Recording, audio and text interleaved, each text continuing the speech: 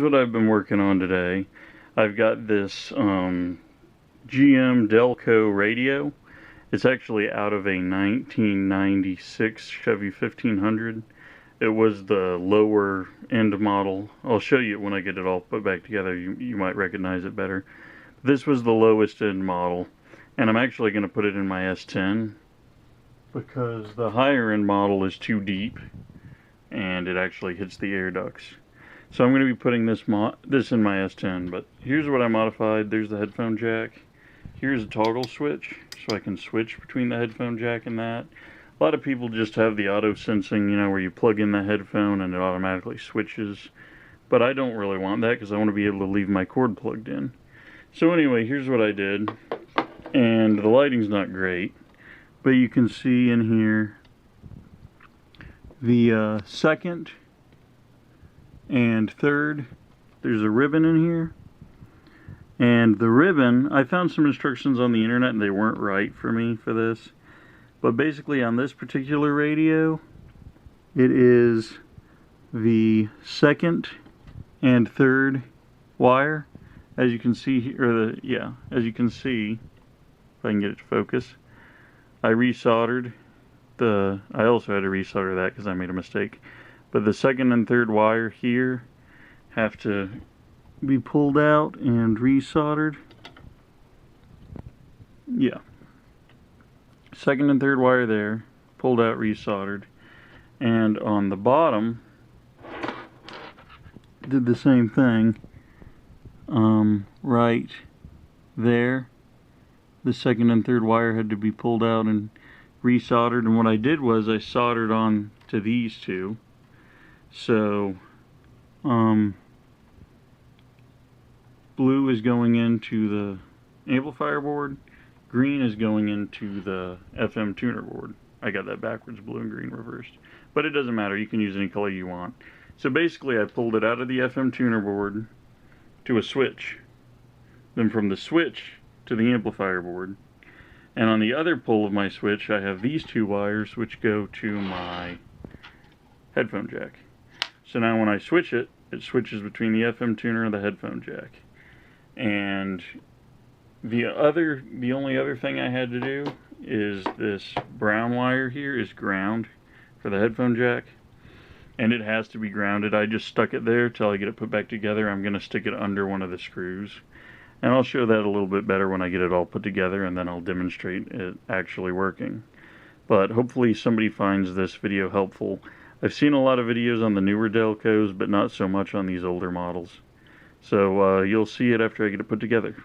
I decided to go ahead and soak the panel and the buttons just in some warm soap water, just for a few minutes, and then I'll rinse it off and make sure it's dried out good before I put it back on. Just because buttons and stuff always get dirty, and what better chance to clean it than when it's already out. So hopefully it'll clean up pretty nice. It already looks a lot better than it did. Well, we'll see what it looks like when it's on. It was worth mentioning before I put it back together. How I actually found out which wires did what.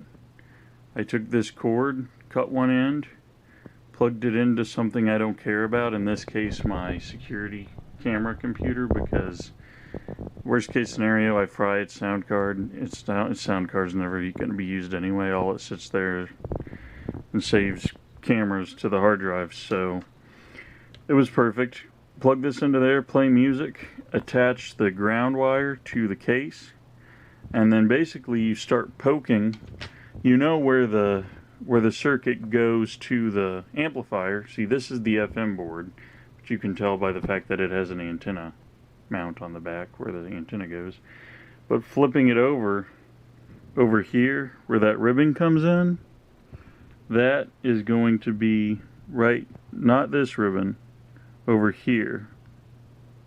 You can see it, there's a line where I soldered right above those little yellow, I don't know if they're resistors, diodes, but right above those, I can't point. I guess I'll set it down. Yeah, right in here. So basically, I went off some instructions I found, and I just kind of poked the red or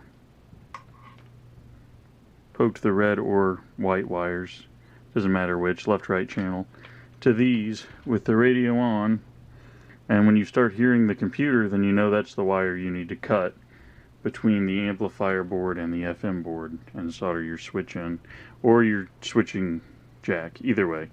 So that I just wanted to cover that, make sure that was covered before I put this back together, because then we won't be able to see anything. So now I'm going to put it back together. I finally got it all done. Let's see how it works. I've got a piece of hanger stuck in, and of course even with that I can only get one channel, but when it's in a car it'll be different. So now I got this cable plugged into my computer over there, so let's see what happens when I flip the switch. So now it's coming through my computer, and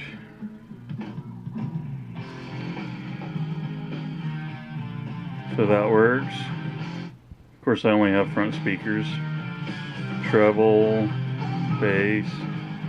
And one interesting thing is, even though it's coming through the computer, no matter what that's on, it's going to be coming from the computer. I can even set it to AM. Still coming through the computer. So it doesn't affect the tuner at all. Then I just flip the switch, and I'm back to FM. So now I can leave my phone plugged in and just flip over to it. So now with this mod, I know a lot of people like that, you know, you plug in the jack, it automatically cuts off the tuner and switches to your input source. But like I said earlier, I like to just leave my cable plugged in. I've got a right angle cable I'm going to use instead of this one, but I'll just leave it plugged in, then just switch to it. And also, not that this is ever really going to happen, because it's easy enough to just turn it down, but if I ever need to mute my radio, there's actually 3 positions. There's auxiliary, mute, and tuner.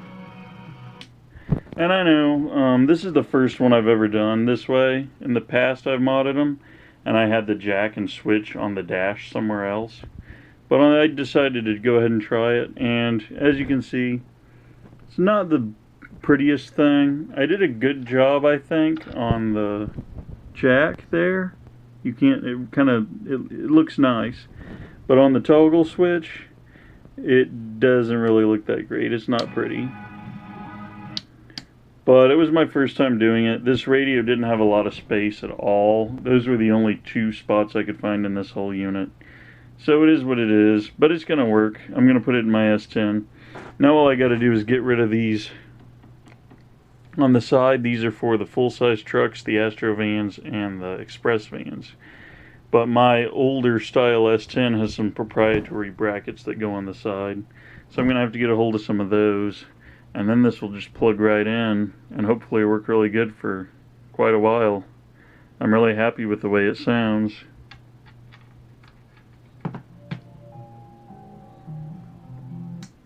And the mode switch. See, I was wanting to put one of these, like that there, in the S10, but it's just about an inch too big that way. So this one's going to go in my full size. So that's it. Kitty Cat's been helping me work on this, or sleeping through it. So that's all I got. Hopefully this helps somebody out wanting to mod one of these stereos. Also, I'm going to be modding this stereo, which is basically the same unit, just a different faceplate. That other one went in a truck, this one went in a car. But I think it's going to be exactly the same process. This one does also have a tape, so I'll have even less space for a jack, so I may have to go with an external jack on this one, but I'll be making a video of this one too. Radio Bueno. This thing won't focus. Anyway, All these older ones said Radio Bueno on them. I'm guessing they were actually manufactured in Mexico. But anyway, hopefully this video is fun for somebody and they can get something out of it. Thanks for watching.